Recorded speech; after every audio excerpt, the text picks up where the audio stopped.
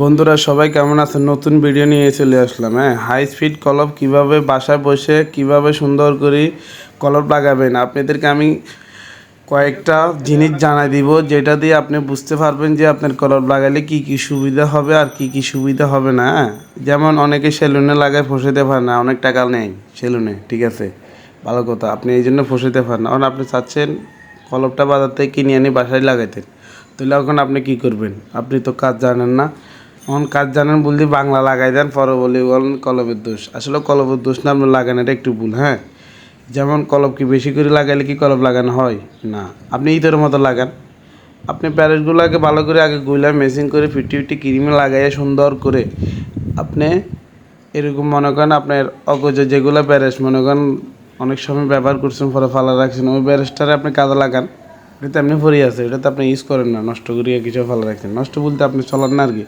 তো ওই ব্যারেজটাকে সুন্দর করে আপনি একটা ছোটো বাটি নিয়ে পিটি ক্রিম দিয়ে সুন্দর করে ডলে পরে একবারে করে মাথার আশফতুর ফাঁসে একবারে করে দিবেন, সুন্দর করে মেশিং করবে আর ভালো করে গোড়ার সাথে মেশিং করে ডলবেন। আর যদি না বুঝেন, আপনি দেখা গেছে আমার এই ভিডিওটা দেখে আপনি ছেলেকে মেয়েকে যার দিয়ে লাগাবেন বা বাবাকে দিয়ে লাগাবেন, ওকে দেখাবেন, দেখি ও দেখি বুঝে যাবে, সে সুন্দর করে কী করবে।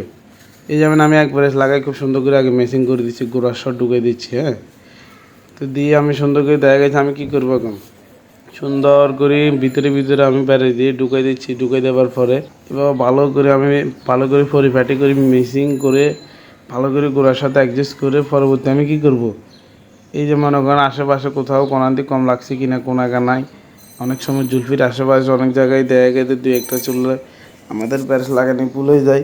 তো এই জন্য আমাদের লাস্ট টাইমে কী করতে হবে, এই যে প্যারেসটাকে আমি লাস্ট টাইমে ঘুরাইতেছি, কোথাও কোনান্তি লাগছে টাকছে কিনা, এখন আমি চিরুনি দিয়ে লাস্ট ফিনিশিংটা দিয়ে দিচ্ছি। হ্যাঁ, একটা কিছু চিরুনি দিয়ে দেখা গেছে আপনি কি শর্টকাটে একটা সেলুনের মতো পরিপাটি করে আপনি চুল কাটি কলপটা বাসায় লাগাইতে পারলেন।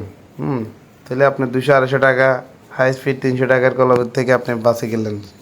হ্যাঁ, আর আপনার বাসায় একটা আনে দিলেন 800-900 টাকা দিয়ে, দেখা গেছে আপনি বছর 2 বছর ইউজ করলেন। হ্যাঁ, আবার আরেকটা সিস্টেম, আপনি যদি ভালো করে কলপ লাগানোর পরে কাকটা যদি ভালো করে না আটকান, তাহলে আপনার হাওয়া ধরে যাবে, ওই কলপটা আপনি 6 মাস ইউজ করতে হবে না। আর যখন ভালো করে ওটা লাগানোর পরে আবার ভালো করে ফিটিং করে রাখবেন, তো 1 বছরও এটা হাওয়া ধরবে না।